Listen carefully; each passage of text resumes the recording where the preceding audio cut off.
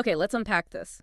What if I told you that by the time this deep dive is over, in just about, 15 or 20 minutes, your brain will literally, and I mean physically, be a different shape than it was when you first hit play? I mean, it sounds like complete science fiction when you phrase it exactly like that, but it is absolute verifiable biology. Which is wild. It is. The physical hardware in your head right now, as you're listening, is actually altering its structure just to process this very conversation. See, that completely shatters a myth that, well, I think most of us grew up with. Usually when we think about growing up, there's this underlying expectation of a finish line. Right. You hit a certain age, maybe it's 25, maybe it's 30, Mhm. and society kind of implies that you are just done. You bake the cake. Exactly. You are a completed project, your personality is set, your habits are locked in, your quirks are just, well, who you are. We have this pervasive idea that adulthood is essentially a static state. Yeah, it's the old, you can't teach an old dog new tricks mentality. Mm. And let's be honest, we hold on to that myth because it's incredibly comforting. Oh, It absolutely. removes the pressure of constant evolution, right? Yeah. If your brain is just a finished house, you don't have to worry about pouring new foundations or moving walls. You just live in it. Mm. We really like to categorize ourselves, and especially our flaws, as finished. But then you look at the actual biological reality of the human mind, and suddenly that finish line just vanishes into thin air. We aren't looking at a finished house at all. Not even close. We are looking at a landscape inside our own heads that is relentlessly, tirelessly in motion.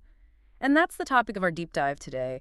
The incredible, ongoing physical transformation happening inside your head every single second of your life. It really is a profound paradigm shift. I mean, Yeah. it fundamentally changes how you view your daily routine. It changes everything. And to guide us through this, we are pulling insights today from a brilliant exploration of the topic. Specifically, we're looking at episode 59 of the show Time Traveler's Paradox, which is titled The Future is Being Written Inside Your Brain. A great title, by the way. It's so good. So our mission for this deep dive is to get past the self-help buzzwords and get into the actual science of neuroplasticity. We want to uncover how the quiet, everyday habits you practice are literally rewiring your brain. Because understanding this mechanism is the absolute prerequisite to seizing control of your own future. And as we go through this, I really encourage you, the listener, to approach this with an open, questioning mind.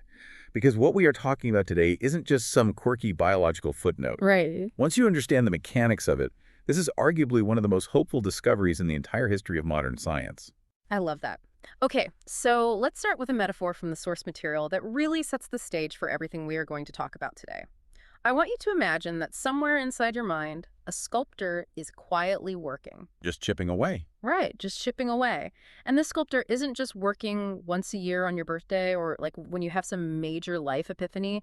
This sculptor is working every single moment of your life. Never takes a break. Never. With every casual conversation you have, every book you read, every sudden burst of anxiety, every act of kindness, every doom scroll on your phone at 2 a.m., the sculptor makes another tiny adjustment. This sculpture is you. What's fascinating here is how this completely dismantles a centuries-old scientific consensus. Because for hundreds of years, brilliant minds, early anatomists, philosophers, they genuinely believed the adult brain was entirely fixed. They really thought it was just static. Yes. The prevailing thought was that childhood was your one and only window of malleability. You were clay when you were a kid, and then once you reached adulthood, your mental architecture was basically fired in a kiln. It became concrete. Which, makes sense based on what they could see at the time, right? They didn't exactly have functional MRI machines lying around. Exactly. If you look at a brain without the ability to observe it in living action, it just looks like any other organ. Just a lump of tissue. Right. You assume it grows to its adult size and then simply stops, like your liver or your lungs. So the medical consensus for a very long time was that if you incurred damage or if you developed a deeply ingrained psychological trait, well, that was just your permanent reality. The structure was complete, and any decline was just the natural wear and tear of aging. It's an incredibly bleak way to view human potential, honestly. Ugh, very bleak. But modern neuroscience basically took a sledgehammer to that concrete. It gave us the reality of neuroplasticity, the revelation that the brain is very much alive in a structural sense. It is constantly changing, adapting, and reorganizing itself based on whatever environment it encounters. And we really need to pause here and emphasize the sheer scale of this. Because when we talk about your brain changing, we aren't talking about a metaphorical mental filing cabinet where you're just, stuffing new memories into a manila folder. No. We aren't talking about a software update. We are talking about the hardware itself physically changing shape. It's entirely physical. Your experiences are physically shaping the microscopic connections between billions of neurons, like dendrites are branching out, synapses are strengthening or weakening. It's a literal construction zone in there. Yeah, Right. and the sheer relentlessness of this process is what blows my mind. The brain doesn't take a day off. It doesn't clock out at 5 p.m. As you process the words coming out of my mouth right now, your brain is making tiny physical adjustments to accommodate that new information. Which brings us to the core mechanism, really. Because if the brain is this dynamic, ever-changing sculpture, we have to ask, what is driving the chisel? Right. How does the brain know which connections to build and which to let wither away? Yes, because the sculptor isn't just swinging wildly in the dark. There is a very specific logic to it. There is. The chisel is repetition. And the biological reason why repetition is the chisel basically comes down to energy. Okay, break that down for us. So the human brain is an absolute energy hog. It makes up only about 2% of your body weight, but it consumes roughly 20% of your body's daily energy. 20%. That's insane for such a small organ. It's massive. Every time you have to consciously think about something like learning a new skill, navigating a tricky social situation, making a difficult decision, it burns a massive amount of caloric energy. So the brain is constantly looking for ways to save energy. Precisely. The brain is the ultimate efficiency engine. If you repeat an action or a thought, the brain realizes, oh, okay, we are going to be doing this a lot. I need to make this process more efficient so it stops costing me so much energy. Ah, I see. So it physically strengthens that neural pathway. It builds a thicker, faster bridge between those specific neurons. Our habits aren't just behavioral patterns. They are quiet lessons teaching the brain what it needs to automate. Okay, I want to try an analogy here. Think of your brain like a vast field of incredibly tall, dense grass. Okay, I'm picturing it. The first time you walk a new path through it, say, practicing patience when you're deeply frustrated by something, it's exhausting. You're pushing through weeds, the ground is uneven. You have to watch every single step you take. It takes a ton of conscious effort. Exactly, but the more you walk that exact same path, the clearer the trail becomes. The grass gets trampled down. If you walk it every day, eventually it turns into a permanent, hard-packed dirt road. Right. And walking down a dirt road takes almost zero effort. You just stroll right down it. That's a great way to put it. And to take that analogy a step further, the tricky part about that dirt road is that once it's paved, the brain actively wants to keep you on it. Because it's easier. Exactly. It doesn't want to go back into the tall grass because the tall grass costs precious energy. It will actively fight you if you try to change the road. That's the path of least resistance at work. So practice doesn't just make perfect. Practice makes permanent. Practice physically changes the brain itself. If you take a musician, for example, when a concert pianist practices skills for 6 hours a day, they aren't just memorizing notes on a page. Functional MRIs show that they are physically thickening the neural networks in their auditory cortex and their motor cortex. Wow. The brain literally allocates more physical real estate to the fingers. Or take someone learning a new language. They're laying down entirely new biological tracks for communication. But it's not just physical skills like playing the piano or speaking French, right? Not at all. Because this is where it gets deeply personal. It applies equally to our emotional states. Think about someone who seems naturally, effortlessly compassionate. What we are learning is that this isn't just a personality quirk they were born with. Right. It's a practiced pathway. Yes. Every time they actively choose to practice empathy, they are physically strengthening the emotional pathways for compassion. Over time, the brain makes compassion the default emotional response. It takes them less effort to be empathetic because the highway for empathy in their brain has been widened into a 4-lane expressway. Which is a beautiful thought. But, and this is where we really need to look at the other side of the coin, there is a dark side to this efficiency. Yeah, I was wondering about that. Because the brain doesn't judge. It doesn't have a moral compass that says, hey, empathy is a healthy habit, let's build that dirt road. But cynicism is toxic, let's ignore that one. It just builds around whatever you feed it. It simply learns what is repeated. The grass just records the footprints. It doesn't care if they lead to a beautiful lookout or straight off a cliff. Oh, wow. That is a terrifying thought. It is. If you engage in constant anger, constant fear, or constant resentment, those emotional states become deeply familiar, entrenched neural pathways.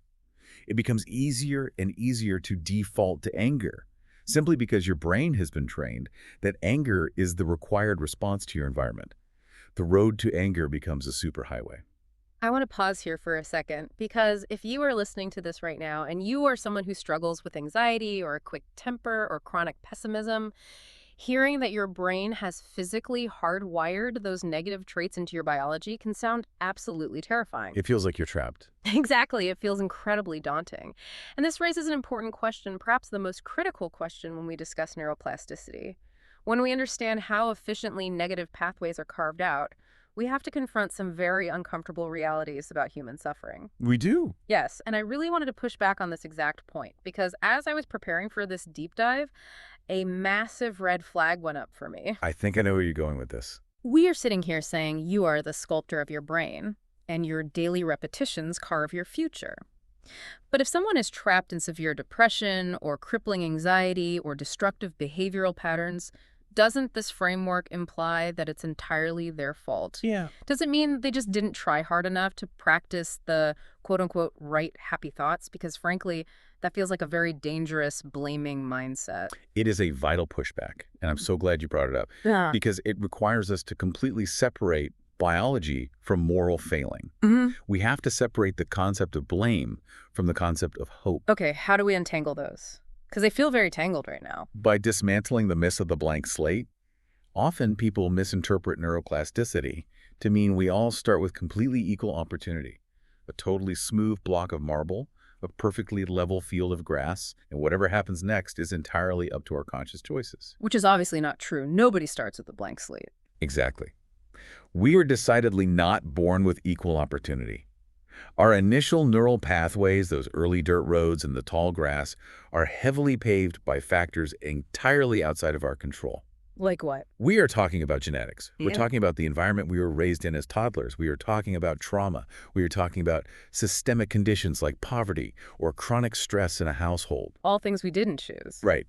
These forces forcefully shape our brains to survive those specific environments long before we even have the conscious awareness to recognize what a habit is. So someone suffering from depression or a hyperactive anxiety response didn't just practice the wrong thoughts. Their brain, acting as an efficiency engine, adapted to circumstances, biology, and environments that they did not choose. It built roads to survive a terrain they were forced to walk. Built roads to survive a terrain they were forced to walk. That is profound. It's the reality of the science. Neuroplasticity explains the mechanical reality of how the brain changes, but it does not, under any circumstances, assign blame for how those initial pathways were formed. The forces that shape your brain's early architecture might have been deeply unfair. But what neuroplasticity offers isn't a judgment on your past. Exactly. It offers the mechanics for your future. Because the grass can always grow back over the old, destructive roads, and new roads can be made. That is the core of the hope here. It means that no matter how those pathways were originally formed, no matter how deeply entrenched the trauma or the anxiety is, biological change remains possible. Your brain has not turned to concrete. It retains its plasticity. But it's not going to be easy. Because as you said earlier, the brain fights you when you try to leave the dirt road. It is incredibly difficult. We are talking about physically overriding established biological structures. It requires dedicated therapy. It often requires changing your physical environment to something safe and supportive. And it requires the exhausting work of repeatedly practicing new ways of thinking until the old roads grow over. It's a lot of work. It is. There is a brilliant summation of this concept from the source material that we came across. The brain is not a prison. It's a construction site. I love that. The brain is not a prison, it's a construction site.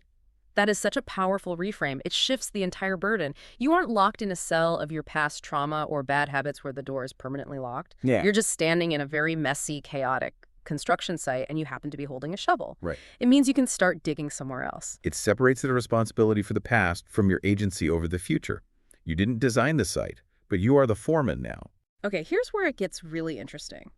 Because when you realize the brain is this ongoing construction site, you start to see how human beings have been utilizing this science for a very long time. Long before we had functional MRI machines to prove synapses were firing, humans instinctively knew how to hack this system. Exactly.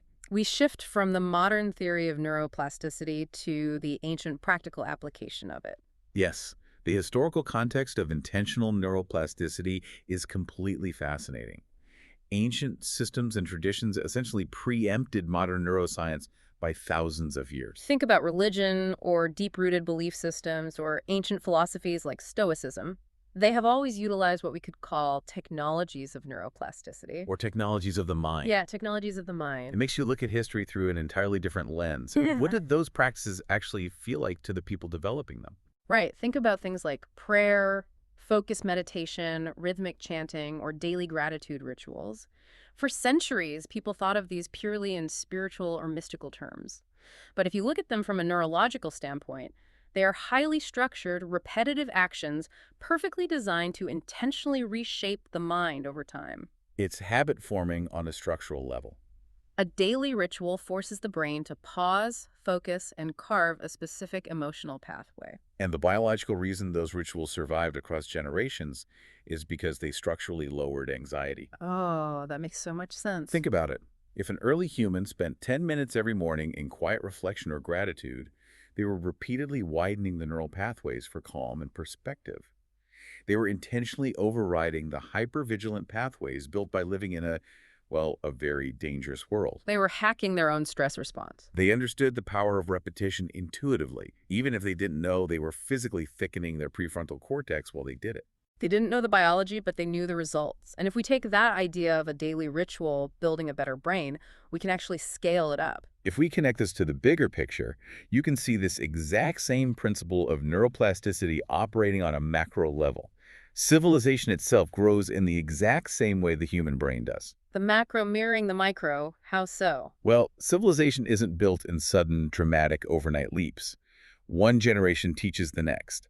One minor philosophical question inspires a slightly deeper question a decade later. Like carving a path in the grass. Exactly. One small scientific discovery becomes the foundation for a slightly larger discovery. The future of a complex society isn't created in one explosive day. It is gradually, meticulously accumulated over time. It rests on millions of invisible hours of learning, refining, and passing down knowledge. Society strengthens its pathways through repetition, just like neurons. That is so true. And yet we have this massive cultural tendency to wait for the grand cinematic moments to change our lives. We think, oh, I'll be a completely different person when I finally get that new job, or my entire life will transform when I move to a new city. Or the classic, everything changes on New Year's Day. Yes, the New Year's resolution. We are obsessed with the dramatic overhaul. We want the montage sequence. We really do. We want the movie montage. But the future is almost never shaped by those loud cinematic moments. It is shaped by the quiet, seemingly mundane choices we make every single Tuesday afternoon. The boring stuff. The boring stuff, the conversations we choose to lean into, the weird ideas we take the time to explore, the people we consistently surround ourselves with, the internal questions we repeatedly ask ourselves when we're just staring at the ceiling at night. Because every single day, the brain is listening to those mundane moments. It's like an eager biological assistant standing by with a clipboard, and it quietly asks, is this important? And every time you repeat an action or a thought or a reaction, the brain says, okay, yes, this must be important to our survival. And it begins building physical infrastructure around it. That's the chisel at work. The small things aren't just small things. They are the tiny architects of your future self. I absolutely love that phrase from the source. Tiny architects. It's very evocative. Think about it. A single page read in a challenging book isn't just you passively reading. It's an architect laying a microscopic brick in a new cognitive pathway. A single attempt to actually listen and understand someone who is completely different from you, instead of immediately getting defensive, that isn't just being polite. No, it's structurally changing you. That's an architect drawing up a brand new blueprint for compassion in your brain. And because evolution gave us a brain that so perfectly adapts to its environment, our greatest superpower is our conscious ability to choose which environments we seek out. We aren't just reacting to the wild anymore, like our ancestors. We have choices. We can choose which practices to repeat, We can choose which internal stories we reinforce. We can consciously direct the sculptor. That is the ultimate freedom that neuroplasticity grants us. So what does this all mean? If we synthesize everything we've explored today in this deep dive, the core realization here is that your brain is already changing. It is not waiting for your permission to wire new connections. It's happening right now. It's happening right now. The grass is being walked on every single day, regardless of whether you're actively looking at the map. The only question is the direction of the path. It demands a level of self-awareness that can be quite daunting, honestly. Yeah. But ultimately, it puts you in the driver's seat. It really does. So I want to leave you, the listener, with a question that really stuck with me. A question that forces you to look honestly at your daily routines. Not what you say you value, but what you actually, repeatedly do. If your brain literally becomes what you repeat, what are you teaching it to become today? Because tomorrow's mind is being built by today's repetitions. Which brings us to a final lingering thought. Something crucial to mull over as you go about the rest of your day, especially in the modern world. We've established that the brain is relentlessly sculpting itself based on the environment and the information we feed it. The chisel is always moving. Yeah. Always. So what happens when we stop paying attention? We live in an age of endless scrolling. We are surrounded by algorithmic feeds designed by thousands of brilliant engineers specifically to capture and hold our attention. Which is terrifying when you think about neuroplasticity. It is. These digital systems are, at their core, automated repetition machines. They feed us a constant, highly calibrated stream of outrage or comparison or fear or just cheap dopamine hits. And remember, the brain doesn't judge. It just builds. It just wires whatever it repeats. So if you are passively consuming hours of an algorithmic environment every single day, who is really doing the sculpting? If you aren't the one consciously guiding the sculptor's hand, Yeah. who or what is holding the chisel in your mind right now?